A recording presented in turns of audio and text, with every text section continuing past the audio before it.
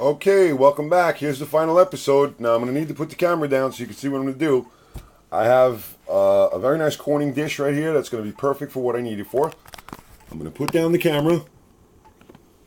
I'm going to take the filling that we put together from some canned items, and I'm going to go right in and make a beautiful bed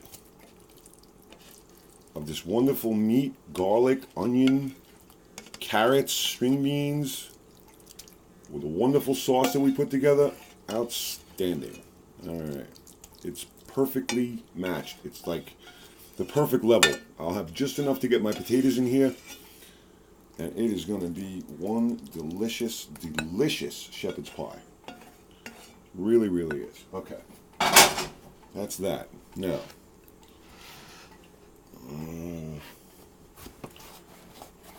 doing the gourmet thing, wiping things down. Okay. Now, I want you to see the top of what this looks like, which is quite beautiful. I'm going to make sure it's nice and even and laid out flat. Okay. Then, put this down. I'll come over here. I'm going to grab our potatoes. Okay, now, the potatoes were made according to the specs. I'm going to take my blue cheese, put this down so you can see what I'm doing.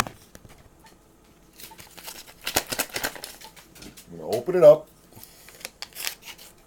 By the way, I made about 6 cups of instant mashed potatoes, which would be perfect.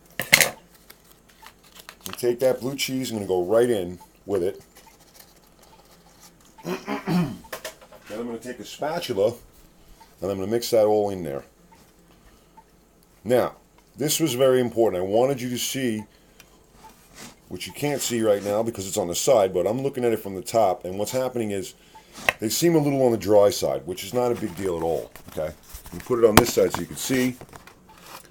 I'm going to add a little bit of milk to loosen them up. I don't want them too loose now, but just enough so that I can incorporate that wonderful blue cheese flavor in it. There we go. Okay.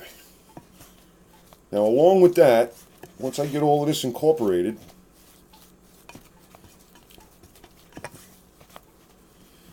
I am going to add, to give us that wonderful brown color across the top, which is very indicative of shepherd's pie, is 1 separated egg yolk. I'm going to beat that with a fork, and then I'm going to add that and mix that in. Sorry about the bad camera work tonight. I got to hire a camera person. So I'm beating that egg yolk. There's no egg whites, just an egg yolk. I'm going to go right into the mashed potatoes with it.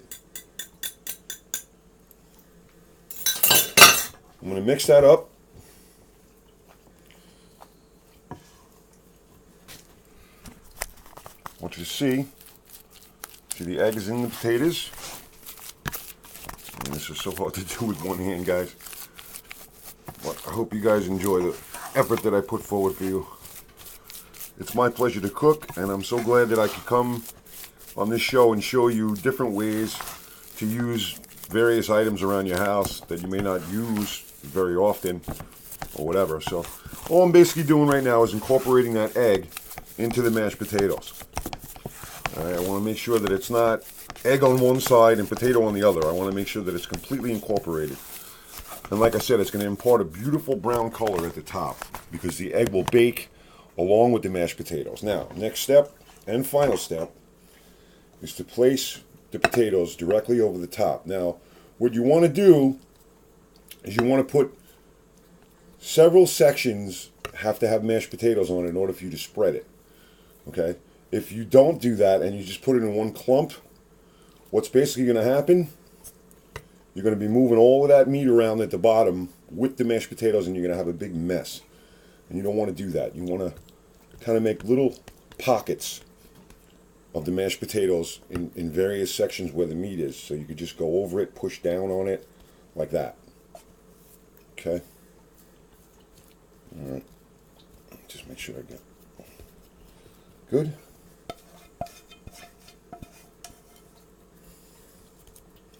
All right. Now, I'm going to do some quick work with the spatula just to go around it. What I'm doing is I'm using the rim of the corning just to push down like that so that the potatoes go all the way around. All right, and yes, there's going to be some residual bleeding from the actual products beneath, but it's not going to be anything that you need to really concern yourself with. It's like another thing that's very important. I'll show you once we get to it. When I open the oven, I will show you that I have lined it with a pan underneath because there is the possibility of this bubbling over, and you always want to be prepared. You don't want to have a mess in the middle of your stove. So, like I said, I've got it so that I'm using the spatula and I'm just running down along the sides like that just to make sure that it's all even and incorporated properly. Okay, and because of the egg being involved in the mashed potatoes, it's going to be a beautiful brown color. Now, to make the perfect shepherd's pie, in my opinion, I'm going to take one final spice, and I'm going to make a nice little pile of paprika because I happen to like paprika quite a bit. Alright. Now, to make it even sexier, you go over it with a fork and you make it gourmet. Now, the paprika will lend color as well as flavor, which is going to be quite delicious.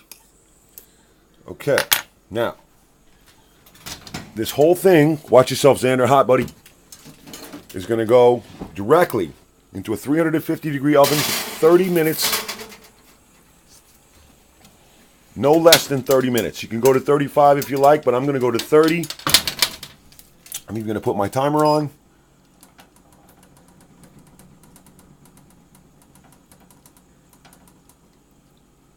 And boom. So it's going to be a 6-parter, and this has been a long episode, but there's been a lot that's been involved in putting this together. And we'll see you on episode 6, and I'll show you what it looks like. I'll even eat a piece and smile at the camera for you. How's that sound?